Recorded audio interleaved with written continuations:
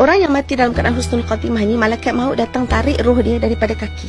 Kaki bawah, naik sampai kat sini tu yang dia bunyi kadang-kadang dia kuat, dia perlahan. Dan Allah, Nabi sebutkan orang yang mengalami sakaratul maut ni, sakarat ini, dia sakit sangat-sangat, tetapi untuk roh orang yang keluar dalam kematian husnul khatimah, dia akan laju seperti mana kita tuang air dalam bekas. Tuang air dalam bekas laju kan, Yati? Macam itulah roh dia keluar dengan cepat. Bila mana sampai dekat sini, maka ketika ini dia dah nampak dah roh dia keluar. Dan malaikat akan cabut roh tu. Sebab tu mata kita akan mengikuti roh tu. Mata kita ikuti roh tu. Sebab kita nampak.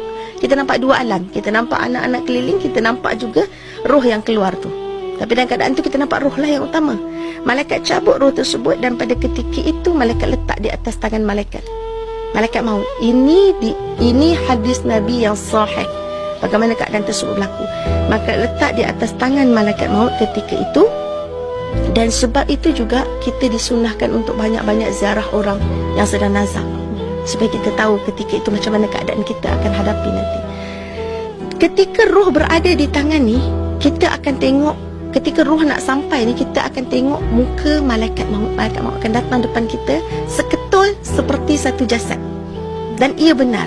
Kalau kita yang duduk kat belakang, orang ada lalu belakang pun kita dah rasa macam siapa ni, kita pun dah rasa semacam ini kan satu malaikat jasad datang depan kita, bagi tahu yang dia nak ambil nyawa kita atas perintah Allah. Macam mana keadaan kita, tubuh kita ketika itu.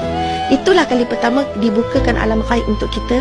Itulah kali pertama dibukakan wajah malaikat maut untuk kita. Itulah kali pertama kita dapat melihat roh kita sendiri. Maka ketika malaikat maut datang, kita boleh bayangkan ya tuan-tuan, puan-puan, macam mana badan kita waktu tu bila malaikat nak ambil roh dia, nak ambil roh kita dan letak dekat tangan dia. Kita tengok roh kita, kita kata inilah roh kita.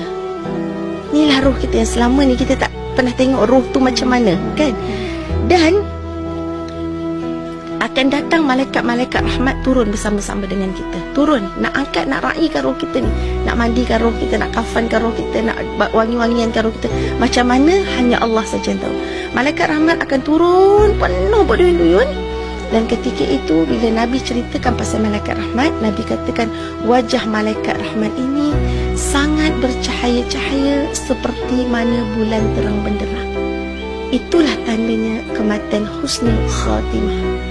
Tetapi bila datang malaikat azab berduyun-duyun dan wajah mereka ini hitam pekat, ketahuilah bahawa kematian itu kematian su'ul khatimah, kematian yang sangat buruk dan celaka. Jadi pada ketika itu kita dah sebenarnya tahu antara tempat kita di syurga atau di neraka. Walaupun kita akan melalui banyak proses lagi. Selepas itu juga roh itu akan mula melihat di mana anak dia berada. Tengah main game ke, tengah tengok TV ke, tengah gaduh pasal harta ke, ataupun anak dia duduk di sisi-sisi dia untuk membacakan Yasin, untuk doakan kebaikan. Subhanallah.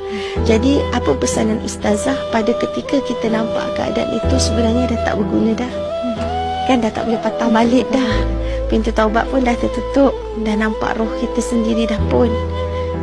Kita mungkin menyangka benda tu mimpi, tapi itulah kebenaran permulaan kehidupan. Jadi bagaimana kita nak hadapi keadaan kematian yang ustazah masih bercakap di sini belum mati, orang lain yang masih mendengar belum mati, orang lain dah pergi dah rasa dah kematian tu macam mana. Jadi bersedia mulai hari ini, ubah planning hidup kita. Kalau selama ni gaduh, berbaloi ke bergaduh besar untuk duduk simpan dalam neraka? Berbaloi ke untuk ucap benda-benda kotor, pukul isteri, isteri tengking suami, anak biadab dengan mak ayah, zakat kedekut nak keluar untuk kita dibakar dalam api neraka? Belum cakap pasal bakar, baru nak ambil nyawa pun dalam keadaan azab. Sangat tak berbaloi, kan? Jadi mulai hari ini azam untuk jadi orang baik, orang soleh. Saya bukan orang baik, tapi saya nak jadi lebih baik di sisi Allah. Bantu saya, Allah bantu saya, bantu saya. Bila kita mula minta bantuan dengan Allah, Allah ya Fatah, Allah ya Fatah, Allah ya Fatah, Allah buka jalan, Allah buka jalan, Allah buka jalan, Allah akan bagi kita bantuan, insya-Allah.